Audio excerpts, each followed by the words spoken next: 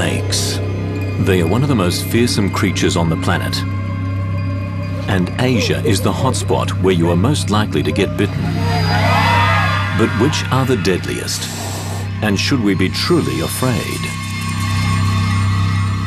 International venom doctor Brian Fry comes face-to-face on a mission to discover the killer cocktail of venom and violence needed for the crown of Asia's deadliest snake. This is a snake you would not want to get bit by. From vipers and sea kraits, cobras and coral snakes. Ow! Which one has the opportunity to be the perfect killer? If you did get bitten by one of these, you're dying screaming. Knowing the answer may one day save your life.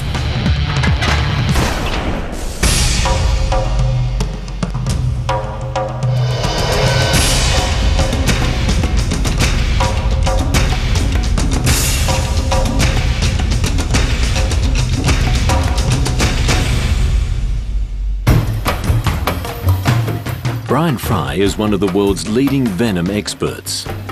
Where most of us would flee, he deliberately seeks out danger. What a little beauty! He studies scorpions, jellyfish, and dragons. But his passion is one of nature's most lethal reptiles, snakes.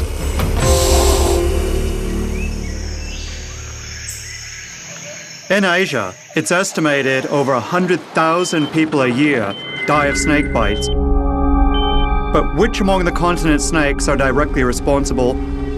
How do they kill, and what can we do about it? To find out, I'm going across Asia to track down and rate its deadliest snakes. To determine the ultimate killers, I'll be considering several key factors: opportunity, aggressiveness, strike ability, the potency of their venom. My first candidate is the reticulated python. It's the longest and one of the world's most powerful snakes. It kills mainly by suffocating prey in a death grip. This enables it to take on animals larger than themselves, possibly even humans. So does the python's size and power really make it the ultimate killer? Does it have the opportunity? Reticulated pythons can be found throughout Southeast Asia. Some of the largest are reportedly found in Indonesia. I've traveled to the island of Bali in the heart of the country, where I find pythons living amongst human population. This certainly gives it the opportunity to be deadly. As everywhere in Asia, snakes and people are in close proximity, particularly in a ravine like this, which is a perfect spot for a python. There's lots of vegetation, there's nice deep caves. Now, could a child be taken by a python? Possibly. Not a small one like this. This one's only about 12, 13 feet. A big one, a 25, 28 footer, certainly could take and eat a child. There have been reports of this, but they're very rare and they're very difficult to substantiate. So it seems that opportunity hasn't made pythons deadly to us. What about its large size and power? Reticulated pythons can grow to a record-breaking 30 feet or so. Such a big snake can be much more of a handful than the one I saw by the river. But they're rare these days. European demand for their skins alone sees some hundreds of thousands killed per year. These days, the only sure place to find a big one is in the zoo. He's a little bit grumpy today. I would love to see one this big in the wild, but most of the ones that we're going to find on this island are going to be much smaller, probably around 3 to 4 meters or 12 to 14 feet. Ones this big, you'd have to go to some of the islands like Sumatra to still find ones like this. Obviously, the python has the aggression to be a threat, but the danger of facing a big one is slim. But what about its mythical ability to constrict and swallow a human being whole? Ron Lilly, aka the Snake Man of Bali, is frequently called out to catch threatening pythons. Eleanor Carter called him when she discovered a serial cat killer in her house.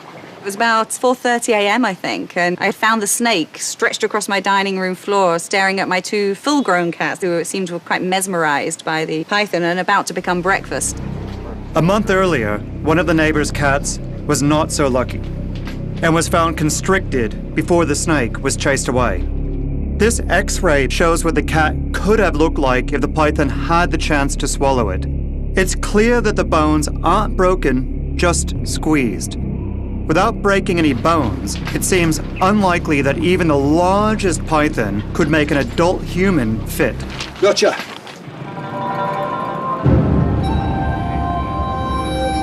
In Bali, I discovered that, by and large, people got on with pythons.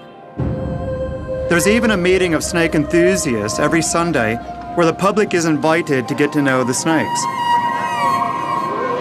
Some pythons are even placid enough to be held by children. It's fascinating that each individual has a different temperament, just like us. All in all, pythons are really only at the beginning of our deadly scale. That's because, although they have the size, crushing ability, and opportunity, they rarely attack people.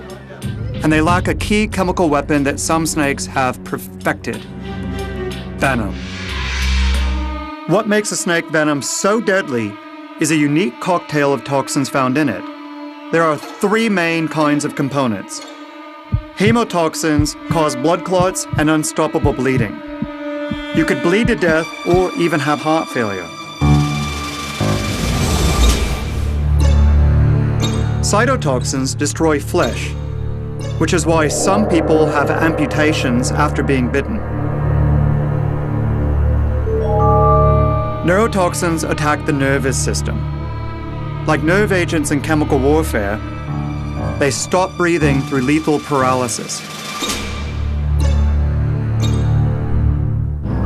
Snakes combine these different types of toxins in deadly combinations, aimed to incapacitate a victim long enough so they can be eaten. So for the rest of my search for Asia's deadliest snake, I'm looking for candidates whose venom is toxic enough and delivered in large enough amounts to kill a human being. Like a murder detective, I'll also look out for other deadly clues, like a suspect's aggressiveness, opportunity, and the means to strike in one deadly blow.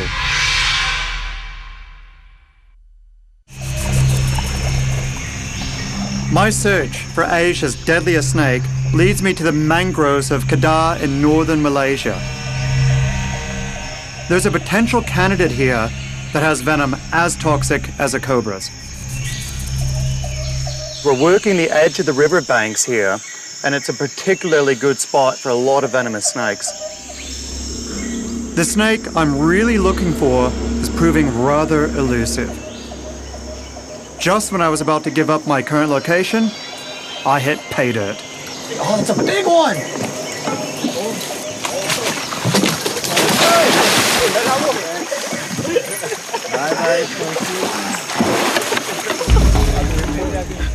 The mangrove snake.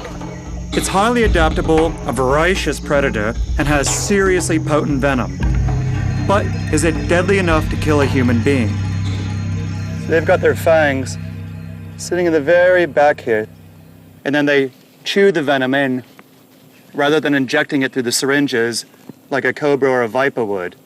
These snakes have venom as potent as a cobra's, but they don't have very much of it, and it's delivered much less efficiently to humans. What they do is they live at the edge of the branches and wait for birds. And because of that, their venom has been evolutionarily selected to be much more potent on birds than it is on mammals.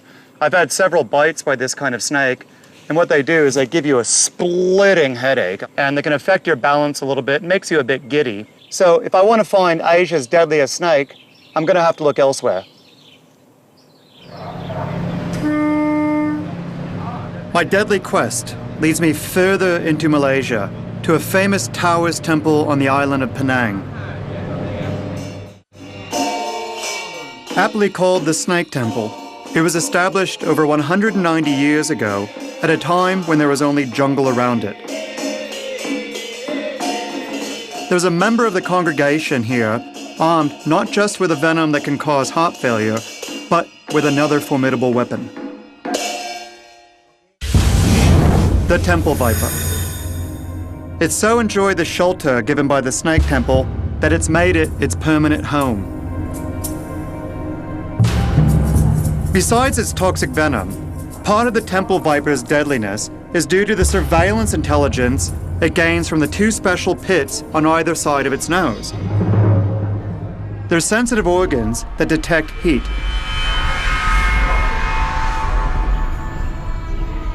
Many vipers have pit organs that give them an amazing heat sense.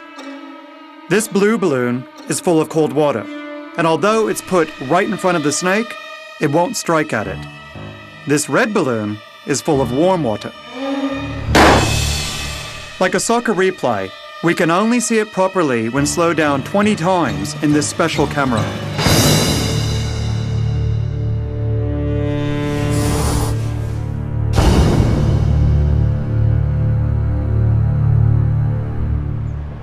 But is the Temple Viper's heat-sensing ability and toxic venom deadly to the Snake Temple visitors? To find out, I seek out the temple's chief custodian, Lim Soon. So, have tourists ever been bitten here? Yes. Previously, there was no sign because twice tourists got bitten by the snake when it touched. Okay. That's why we put up the sign. And what happened to them? They went to the hospital. Okay. And they were okay? Yeah, okay. Did they lose their finger? No. You might not die, but you'd be in so much pain you'd wish you would die just to end it. Just kill me. So even with its deadly abilities, it seems that the Temple Viper may not be a man-killer. The only way to be absolutely certain is to see it feed.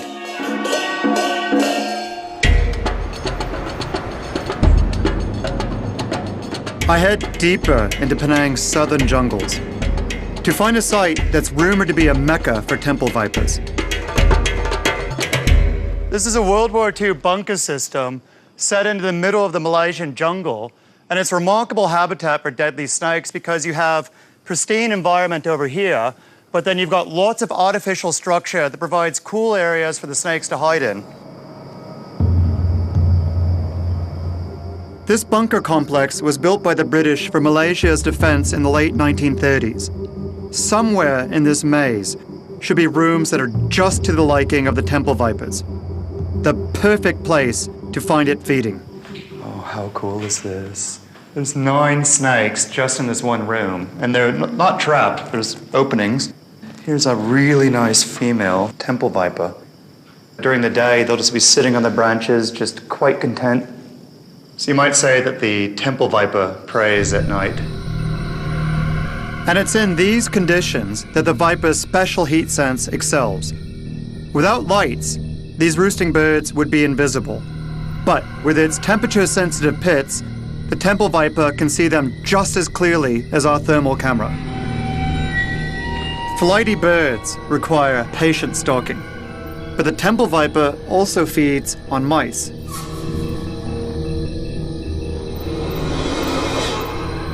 The Temple Viper's venom causes blood clotting and heart failure. It's strong enough to knock out this rodent within just a few seconds. Hot-blooded mammal and cold-blooded killer are seen clearly contrasted. How cool is that? He's using those very long fangs to just walk along the mouse, swallowing it head first. She's trying to figure out what I am because I'm a huge heat signature to her. I just want to stay nice and calm so she doesn't think that I'm a predator. So, where does the Temple Viper fit in the scales of deadliness?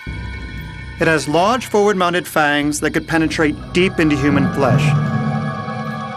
Its blood-curdling venom causes clots and internal bleeding with a screamingly painful bite. But because it releases only a moderate amount of venom and is geared towards prey like tiny rodents and birds, it will affect your breathing, but probably won't kill you, unless you had a weak heart. In fact, extracts of Temple Viper venom containing neurotoxins are being used in anti-wrinkle cream.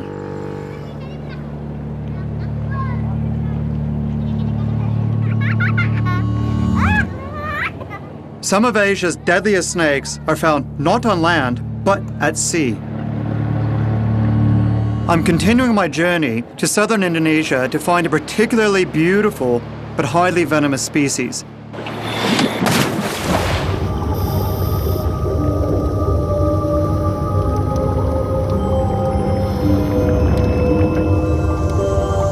I've found that standing on my head, looking into cracks, is the best way to catch up with this snake.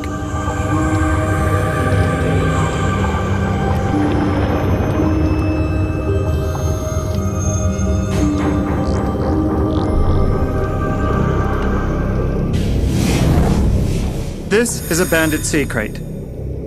It has tiny fangs, but is armed with neurotoxic venom more powerful than a cobra's. We know it's deadly to humans because fishermen have been killed removing them from nets. The sea crate hunts for fish around coral reefs.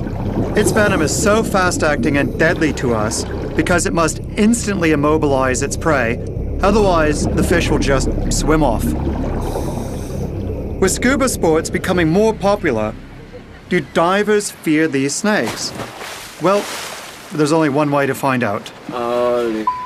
Ow! Dive tourist Monty Sarongan from Jakarta kindly volunteers to get up close and personal with the banded sea crate I've just caught. They're sweethearts. They're nice. Come on, they're not sweetheart. I dive more than 1,000 dives, but I always avoid these things. They're very nicely tempered. See, they're not even trying to bite. Oh, God. So is this the first time you've ever held a snake? Yes, it's first time.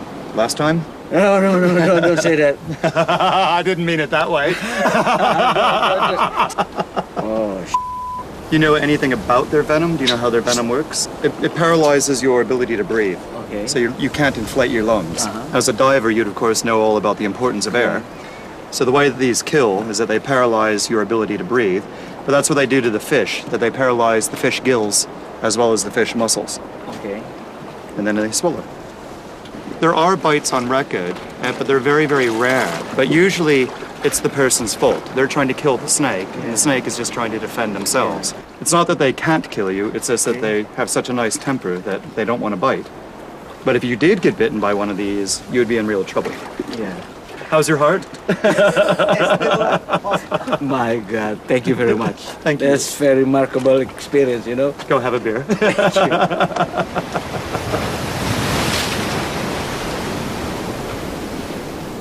The banded sea crate has another deadly trick up its sleeve.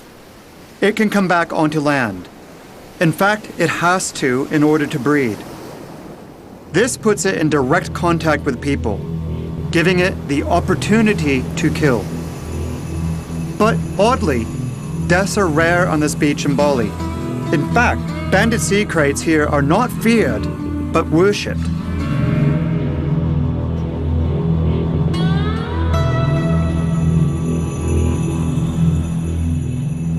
In the Bali Hindu religion, the sea crates have a central place. One of the kings has a sea crate as a belt. And it's of no coincidence that you find them in places like this. This is a perfect place for a sea crate. Unlike the true sea snakes, they have to return to the land. This dramatically increases the likelihood of human contact. Yet despite the fact that hundreds, if not thousands of people every single day in Bali encounter these snakes, bites are almost unheard of and deaths are even rare. That's because they have such a sweet, gentle personality.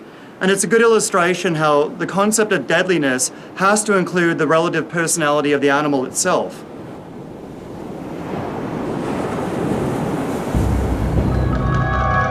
In my search for Asia's deadliest snake, there's one candidate I've always wanted to meet. The fatally beautiful blue coral snake. It's been a dream of mine for over 10 years to find and milk the venom of a blue coral snake in the wild. They reportedly have the longest venom glands of any snake, with the potential to deliver lethal quantities of toxin. On reputation alone, the snake's near the top of my list, but I've got to be sure. They live in leaf litter and under mossy bark. And occasionally sightings are reported when gardeners clean up the mess from fallen trees in places such as golf courses. I never realized how good golf buggies were for finding deadly snakes. They're ideal for my equipment and my clubs. The number 6 snake hook and the number 9 tongs. You can see so much from the open cart, and with my snaking caddy Ewan, I set out for what should be a good round. False alarm over the water obstacle. It was only a monitor lizard. And then we thought we saw something glisten in the grass. The method of capture we use is fast and designed to be the least stressful for the snake. Oh, yeah. Oh, that is a stunner. To milk the blue coral snake's venom, I need to be careful not to get bitten while putting only light pressure on it. Oh, look at that. Oh, no. Oh, that is frightening. That is so much more venom than I expected. I suspect it's going to be stupidly toxic. I have a feeling this is going to be one of the most toxic venoms I've ever studied. The main danger of this snake is that in addition to having lots of venom, we know it's really toxic because people have died from it, and there's no antivenom. There is absolutely no treatment for this snake. Oh, this is so a snake you would not want to get bit by. Symptoms from a bite with this kind of snake, it's going to be the classic neurotoxic, where it's going to paralyze your diaphragm. If you can't move your diaphragm muscle, that's the one that inflates your lungs. No diaphragm, no lungs, no air, no oxygen, no life. Besides finding the deadly blue coral snake in the wild, my other biggest dream is to study its infamous venom glands. At the Raffles Museum in Singapore, I get my chance. Curator Kelvin Lim invites me behind the scenes to dissect one of their preserved specimens and discover its deadly secrets. It's a very rare snake, so it's going to be a very unusual animal to find. Who would see this in Singapore, and where would they be seeing it? Members of the public, Okay. people who go jogging in the forest parks. And they know this snake? Yeah, it's a very beautiful snake, so it's hard to miss if you do see one.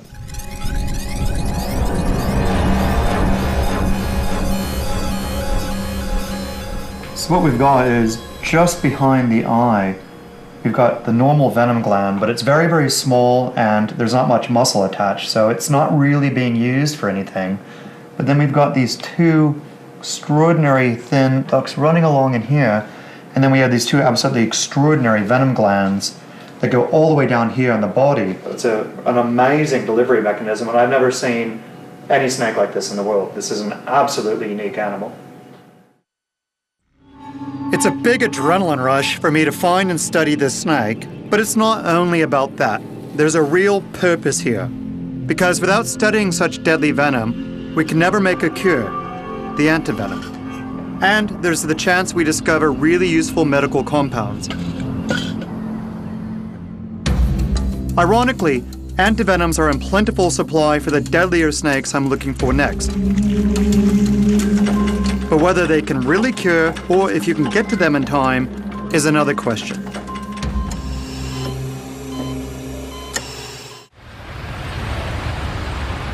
Some of the snakes we've seen so far, they have some of the combination of arsenal versus opportunity, but not quite there. The ones we're going after now, they have it all, and that's what makes them Asia's most deadly. Shaiful Abdul Aziz family has a tradition of working with and breeding snakes. He tours all over Malaysia with a carefully planned show. He does it to make a living, but also because he wants people to understand snakes better. Today's star is the king cobra, the biggest venomous snake in the world. Delivering record amounts of venom, it can cause death in just 15 minutes. In the wild, it usually hides from people, despite the fact it is near the top of my deadly list. The highlight of Shaiful's show is a deceptively simple but highly dangerous kiss to the head of the cobra. Several performers have been killed attempting to do this same trick, as a bite to the head is almost always fatal. It's recently been discovered that there are several distinct types of king cobra across Asia. I want to study the differences in their venom, and Shafel gave me the opportunity to get some from this awesome Malaysian species. The lethal dose for a king cobra is probably somewhere between 30 and 50 milligrams on the human. In one milking here, we got about 15 to 18 times the amount that it would take to kill one person. Sadly, these magnificent snakes are under threat in all areas of Asia. But in the southwest of India, at the Agumbi Rainforest Reserve, the king cobras are still king. My guide Gowrie took me there to see the work being carried out at the reserve's research station. It hopes to help the king cobras and humans live side by side. The researchers have put minute radio tracking tags into 2 adult king cobras in order to learn how they roam within the rainforest. The devices weigh a mere 25 grams, which does not hinder a nearly 10-foot-long snake. This is why we came to the Agumbi Rainforest. It's for beautiful creatures like this. I don't know who's more entranced, me with her or her with me. We're not taking our eyes off each other, and she's following my every movement. See, look how reactive she is. King cobras are extraordinarily common in this area, more so than pretty much anywhere else I've been, to the point of where they're getting snake call-outs here about once every day and a half, 2 days, which is extraordinary. Part of it is the cultural aspect where they respect the animals here. In fact, they even worship them. And how could you not? Look at this creature. And sure enough, a call came through later that day on the King Cobra hotline to remove a snake that had been bothering a dog in someone's garden.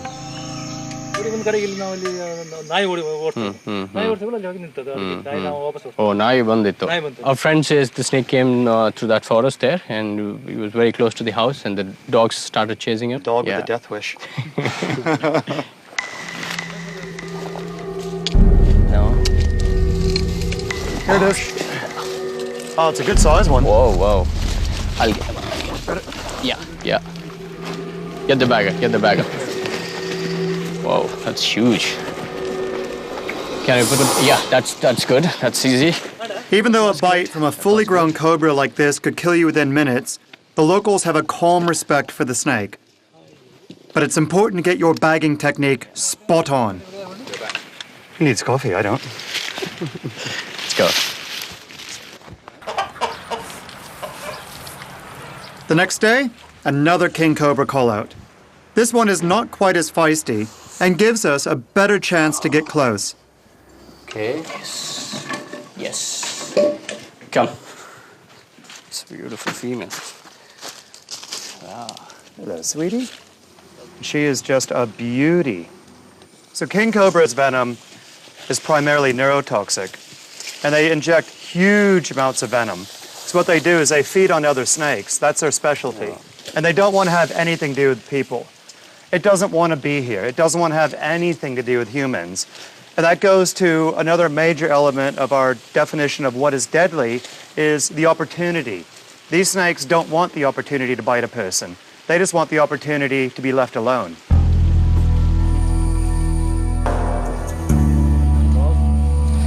There he goes. There he goes. Look at that. Wow.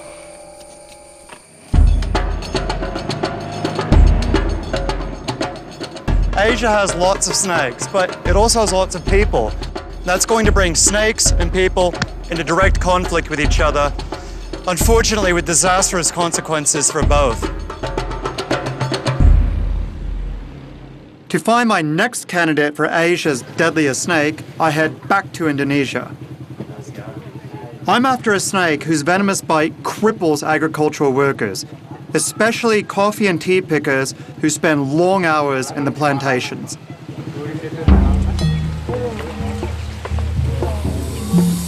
The green tree viper. A bite from it on the finger can lead to amputation. With its venom and clear opportunity, could this snake be the deadliest of the lot? Not quite, but very close. These are actually one of the most medically hazardous snakes in all of Asia. They're not likely to kill you. They might make you wish you're going to die, but the problem is that they're economic death. Imagine you're a coffee worker and your entire livelihood is driven by your hands. Your hands swell up like a surgical glove for 2 months during peak harvest season. You're not going to be able to work and you're probably going to lose your job. That's the major problem with these snakes. So it shows that deadliness is more than just the ability to kill. It's very easy for people to be bitten by these snakes because you can't see it.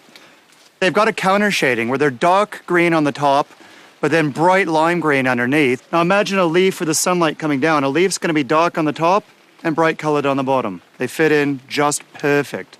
And they're just sitting there waiting. So someone won't see when they reach in. They're just going to think it's another branch, reach in and grab a coffee bean. Bang. Often people are going to be bitten when they're at this kind of height. So in addition to hand bites, you can have a very dangerous bite to the face or the throat, because it's able to enter the bloodstream much faster in a more concentrated wave of venom, as well as something like swelling up the throat, and the person can't breathe. The mortality is low with these animals, but the morbidity, the injury, is very, very high. Collectively, the green tree vipers account for more snake bites than any other kind of snake in all of Asia. Unfortunately for the Malaysian plantation workers, the green tree viper is not the deadliest viper that calls their workplace home. One of the areas where people and snakes really come in contact is in palm oil plantations like this. And the snake involved is the Malayan pit viper. And now we're getting really serious. The Malayan pit viper. It has extremely potent venom that causes internal bleeding. This snake also has 2 other key factors that make it Asia's 4th deadliest snake: opportunity and a really nasty attitude. In northern Malaysia, it's responsible for hundreds of snake bites annually, some leading to death. The way that Malayan pit vipers get their prey is that they sit right at the edge of game trails and then just wait. They're the venomous equivalent of a landmine. They just sit there waiting, bang! And then just explode up. Like other pit vipers, it has this ability to see your heat, just like this camera.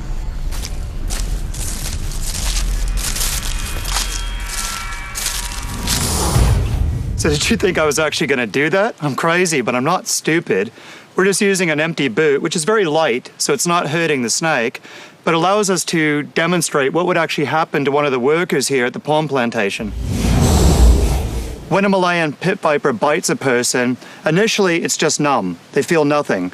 But then the pain slowly creeps in and becomes absolutely agonizing while the flesh is destroyed. Hasma Binte Ibrahim was bitten by a Malaysian pit viper as she picked spinach in her garden. She was bitten on the finger but survived. Very painful. I feel like numbness. Then my hand was swollen, and after 1 month, my finger became dark. Hasma had to have further operations to straighten her withered finger and has lasting damage 20 years later. Can you bend it? Not completely bent. Hasma's wound confirmed my view that non-lethal bites can still cause years of trouble. But those of deadlier snakes are more horrific still. In Chennai, India, I was again on their trail. In order to understand snakebite, you need to understand the local culture. And the only way to understand the local culture is to go there and live it. And hope you survive the driving.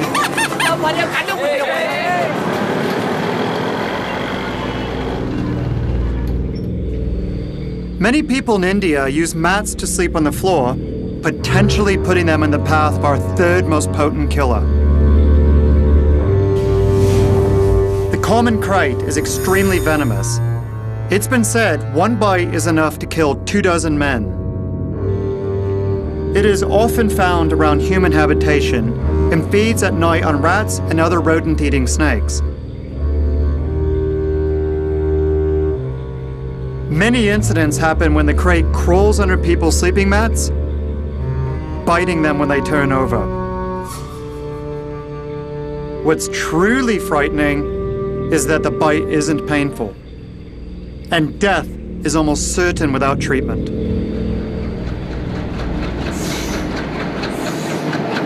The common krait may be one of nature's ultimate silent killers, but it's got nothing on the final deadly snakes on my list.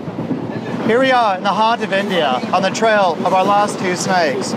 These two snakes are by far the most awesome, yet the most deadly of all the snakes we've seen.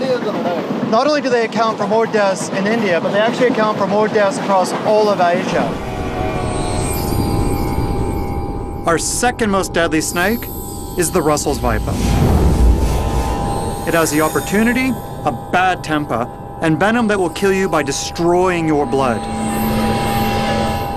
Its bite is so quick, you'd have very little time to react to it. It's known to kill thousands of people every year in India, and even if you survive it, it causes devastating wounds. Sharada Sina knows the consequences only too well. My friend and snake expert, Gauri, helps me understand what a profound effect the viper's bite has had on her life. When she got bitten, the pain was very, very deep, and it's like a burning sensation. She was really scared, and she thought she's going to lose her life. She was worried about the family, who will look after them, and what happens if she dies, After getting bitten, Sharada needed 30 ampules of antivenom and was bleeding profusely. A classic symptom of Russell's viper bite. Although her wound did not go gangrenous, it still hasn't healed properly after 4 months. If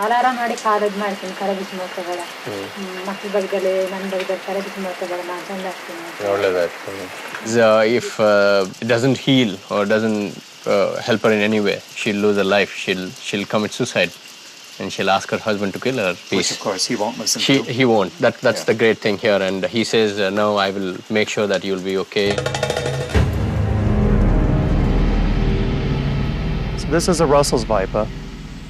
In the Indian subcontinent, this is by far the most medically important snake. The only reason it's not our top snake is because it has a fairly restricted range. But in India, this is the problem animal. Here, nobody likes a Russell's viper. And for good reason, too. They hang out in leaf litter around palm oil plantations and other agriculture uses, and that's where most of the bites are occurring. And what happens is that it has an absolutely devastating effect on the blood chemistry. So unlike the cobras, which affect the nerves, these guys are taking out your blood. You're dying screaming, basically, with a Russell's viper. I cannot think of a worse snake to get bit by. In India, one group of people is very much on the front line when it comes to bites by venomous snakes, like the Russell's viper. They are the self-appointed teams of snake rescuers who remove snakes from people's homes. I catch up with a Tamil Nadu group and was shocked to see some of their working practices captured on their amateur video. Here in a sewer, one of the team grabs the notorious Russell's viper with his bare hands. Again, with this cobra. Working with your bare hands is a sure way to get bit. I decided to take part in their training with professional herpetologist Jerry Martin, who's been working with snakes in India all his life. Unfortunately, with cities growing everywhere, there's a lot of snakes coming into houses. And this niche of the snake rescuer has been filled in most small towns and cities all over the country. But the protocols that they follow, the equipment that they use, and quite often the mindsets that they possess are just not safe. But whenever you have an audience and you're catching a snake that 1.3 billion people are scared of, you feel really great. It's this machismo that basically goes to your head. Hello, darling.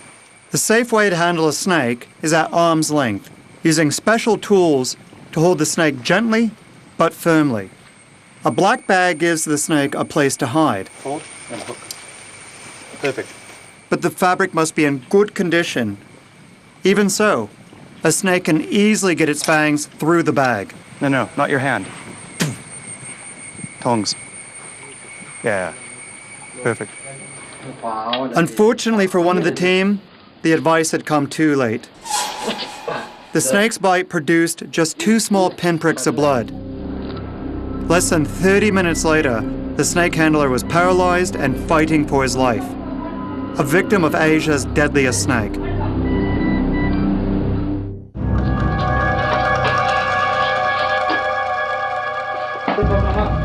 Robin Bernard, bitten by Asia's #1 killer snake, soon starts vomiting and feeling short of breath.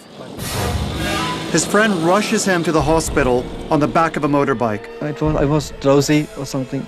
I even felt the smell in my mouth. I tasted the venom.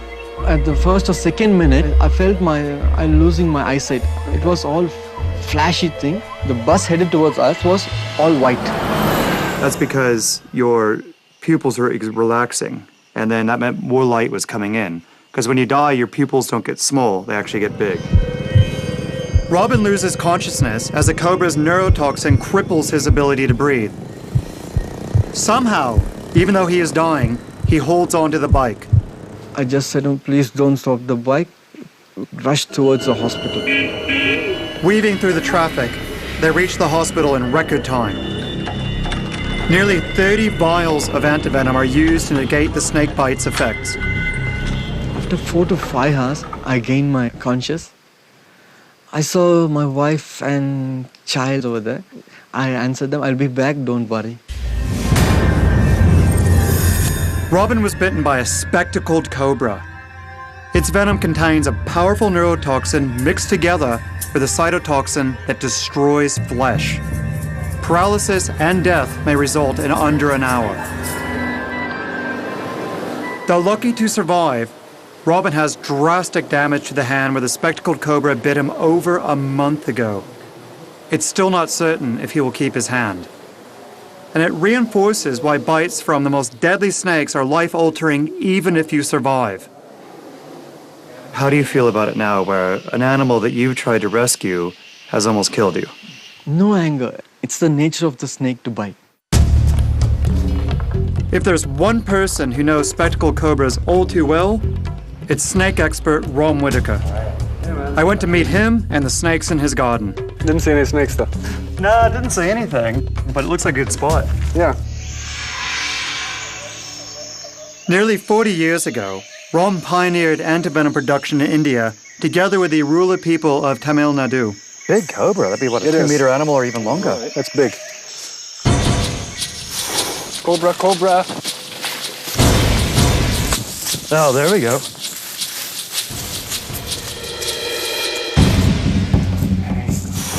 And they're just so tuned into movement.